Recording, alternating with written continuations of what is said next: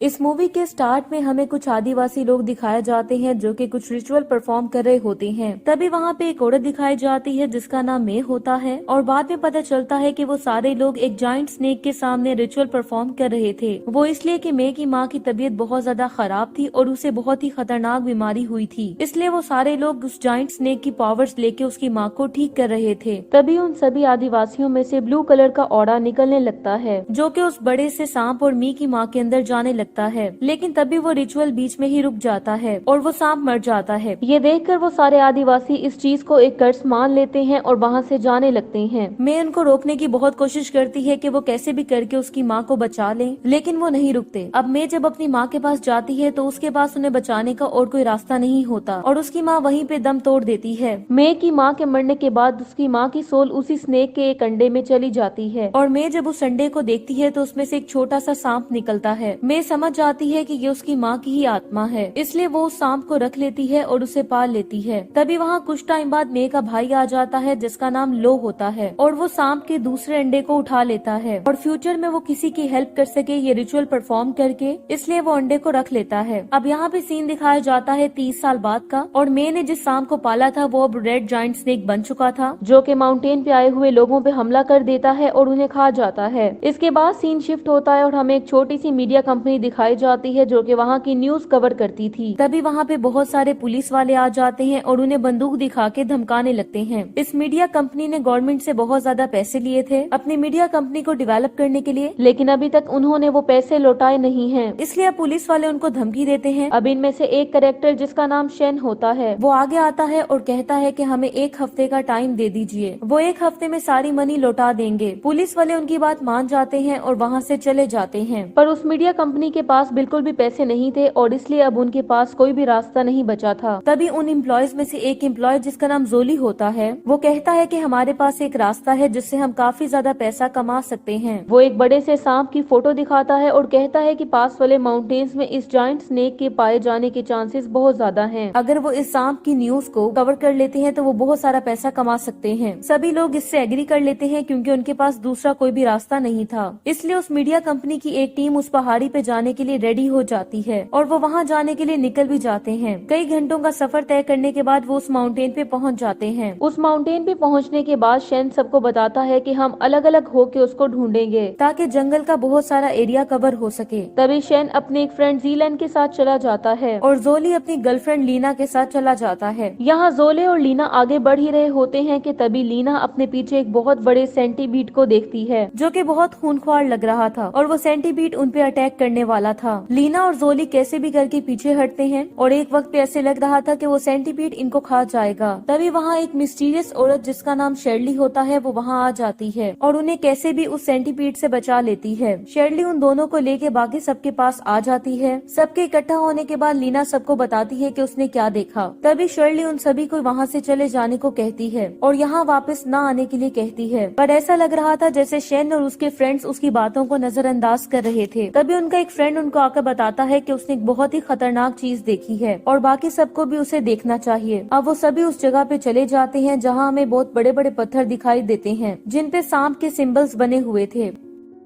जिससे उन्हें श्योरिटी हो जाती है कि यहाँ सांप जरूर पाए जाएंगे। तभी उनके एक फ्रेंड जीलैन को सांप की एक बहुत बड़ी खाल मिलती है जिससे वो अंदाजा लगा लेते हैं कि वो सांप आखिर कितना बड़ा होगा। उन लोगों को लग रहा था कि वो अब इसे न्यूज में कवर करके बहुत सारा पैसा कमा सकते हैं। वो लोग बातें ही कर रहे होते हैं कि तभी पीछे से रेड जाइंट स्नेक आ जाता है जो कि उन लोगों को देख लेता है, इसलिए वो सभी लोग कुछ सेकंड्स के लिए मूव नहीं होते और बिल्कुल साइलेंट हो जाते हैं। और तभी शेन उस सांप को डिस्टर्ब करके बाकी सबको भागने के लिए कहता है क्योंकि अगर वो रुके तो वो सांप उन्हें खा जाएगा। वो लोग काफी तेज भागते हैं और भागते भागते एक गुफा तक पहुंच जाते हैं और उस सांप से बचने के लिए वो लोग गुफा के अंदर चले जाते हैं। अब अंदर जाने पर वो देखते हैं कि वहाँ पर जाल से लिपटे हुए आदमियों के स्केलेटन्स थे जिन्हें देखकर वो समझ जाते हैं कि ये उसी सांप के रहने का घर है। तभी उन्हें हर तरफ से सांप के आने की आवाज आती है और लग रहा था कि उस सांप ने उन्हें घेर लिया है। अब वो धीरे धीरे अंदर आने लगता है और बाकी सब घबरा जाते हैं। वो लोग अलग अलग होकर भागने लगते हैं। कुछ लोग तो छुप गए थे लेकिन वो सांप जीलैन के पीछे पड़ गया था।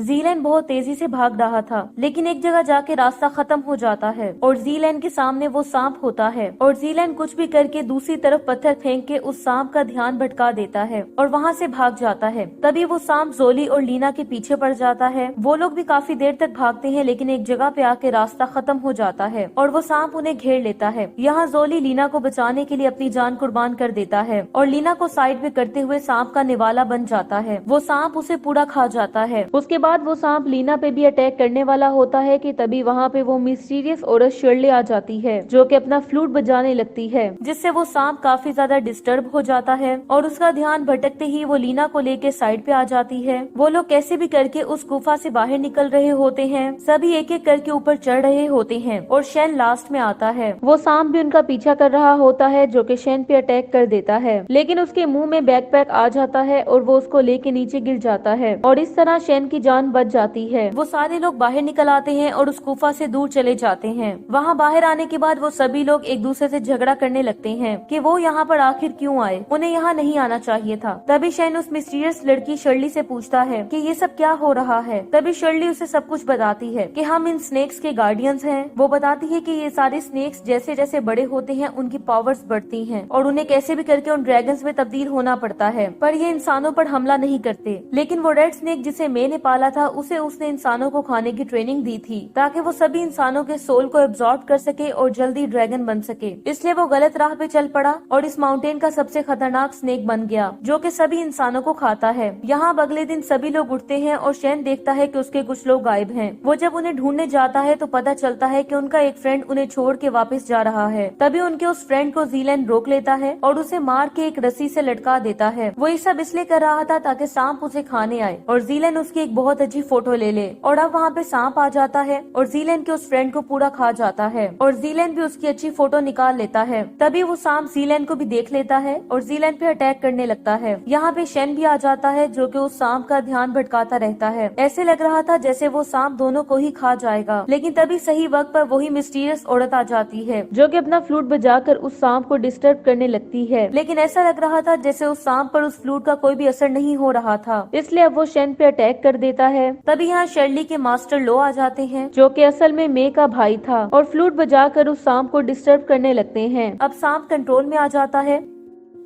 और शर्ली बाकी सबको लेके वहाँ से चली जाती है। वो सब पहुँचते हैं मास्टर लू के यहाँ, जहाँ शर्ली भी रहती थी, और वो बताते हैं कि सभी सांप ऐसे नहीं होते। तभी वहाँ ग्रीन कलर का एक जाइंट स्नेक निकलता है, जिसे बहुत समय पहले मास्टर लू ने अच्छाई के लिए पाला था, और ये ग्रीन स्नेक इंसानों पर अटैक नहीं करता। शेन के बचे हुए बाकी सब दोस्तों को ये एहसास हो जाता है कि उन्हें जल्द से जल्द यहाँ से निकलना पड़ेगा। तभी शर्ली उन्हें रास्ता बताती है और उन्हें कहती है कि तुम यहाँ से सीधा चले जाओ जब तक तुम्हें सिटी नहीं मिलती। शेन के सभी लोग वहाँ से जाने लगते हैं। काफी घंटे ट्रेवल करने के बाद वो थक जाते हैं और डिसाइड करते हैं कि हम यहीं रुककर थोड़ा आराम करेंगे। तभी वो वहाँ पे एक घर देखते हैं जहाँ वो स्टे करने के लिए चले जाते हैं। वहाँ पे एक बूढ़ी औरत होती है जो कि उनकी हेल्प करती है। वो लोग अंदर जाकर आराम करते हैं और फ्रेश होते हैं। यहाँ लिन को उस बूढ़ी औरत में कुछ तो अलग लग रहा था। वो जब अलमारी के पास देखती है तो उसे एक अजीब ऑब्जेक्ट दिखाई देता है और उसे याद आता है कि यही सेम ऑब्जेक्ट शर्ली के भी पास था, और उसे पता चल जाता है कि ये बूढ़ी औरत कोई मामूली औरत नहीं है और उनकी जान काफी खतरे में है। तभी वो बाहर जाके शेन और बाकी सब दोस्तों को बता देती है कि हमें यहाँ से निकलना पड़ेगा। उसे कुछ भी ठीक नहीं लग रहा। तभी वो बाकी बचे हुए दोस्तों को लेने जाते हैं और देखते हैं कि उनकी एक फ्रेंड लीना गायब है, वो अपने कमरे में नहीं है। और तभी पता चलता है कि उस बूढ़ी औरत ने लीना को एक कमरे में बांध दिया है। जब शेन और उसके दोस्त बाहर जाने की कोशिश करते हैं तभी कमरे के दरवाजे और खिड़कियां अपने आप ही बंद हो जाती हैं और बाहर वही रेड जाइंट स्नेक आ जाता है। वो रेड जाइंट स्नेक उसी बूढ़ी औरत का है जिसका नाम मे था और जिसने 30 साल पहले उस छोटे सांप को पाला था। वो रेड जाइंट स्नेक लीना पे अटैक करने ही वाला होता है कि शेन एक खिड़की को तोड़ के बाहर आ जाता है और उस स्नेक का ध्यान भटकाता है। वो लोग कैसे भी करके उस स्नेक से बचते रहते हैं। लिन कैसे भी करके लीना को उस रस्सी से छुड़वाती है। तभी वो सांप जीलैन और लीना को देख लेता है, लेकिन जीलैन खुद को बचाने के लिए लीना को आगे धकेल देता है और वो सांप लीना को पूरा खा जाता है। ऐसे लग रहा था जैसे वो सांप इंसानों को खाने के बाद और भी ज्यादा पावरफुल हो रहा है। अब जीलैन वहाँ से भाग जाता है। अब बचते हैं शेन और लिन, जिसे वो सांप अपनी बॉडी बॉडी में जकड़ लेता है। उनके पास ज्यादा टाइम नहीं है, अगर वो सांप उन्हें ज्यादा जकड़ लेता है तो वो घुटन से मर जाएंगे। पर ऐन मौके पर वो अच्छा वाला ग्रीन स्नेक आ जाता है और उस रेड स्नेक पर हमला कर देता है, जिससे शैन और लिन अलग हो जाते हैं और वो दोनों एक साथ चले जाते हैं। अब यहाँ हमें ग्रीन स्नेक और रेड स्नेक के बीच फाइट दिखाई जाती है। तभी वहाँ रेड स्नेक के मास्टर और ग्रीन स्नेक के मास्टर भी आ जाते हैं। अब दोनों सांप जंगल के अंदर चले जाते हैं और एक बैटल ग्राउंड पे पहुँचते हैं, जहाँ दोनों के बीच एक बहुत जबरदस्त फाइट होने वाली थी। मास्टर लो मे से कहते हैं कि तुम्हें ये सब रोकना होगा, ये सब गलत है, लेकिन वो उसकी बात नहीं सुनती और अपने इवल रेड जायंट स्नेक को फाइट करने का कहती है और उन दोनों के बीच बहुत ज्यादा फाइट होती है। मास्टर लो ने अपने ग्रीन वाले स्नेक को अच्छी ट्रेनिंग दी थी और वो रेड स्नेक को काउंटर करके उसके गले में काट लेता है, जिससे वो रेड स्नेक काफी ज्यादा घायल हो जाता है। और यहाँ पे देख के लग रहा था कि वो रेड स्नेक हार जाएगा, लेकिन मे अपने पावर्स को यूज करके उस रेड स्नेक को हील कर देती है और ऐसा लग रहा था जैसे मे ने अपनी आधी पावर उस स्नेक को ट्रांसफर कर दी है। वो रेड स्नेक काफी ज्यादा पावरफुल दिख रहा था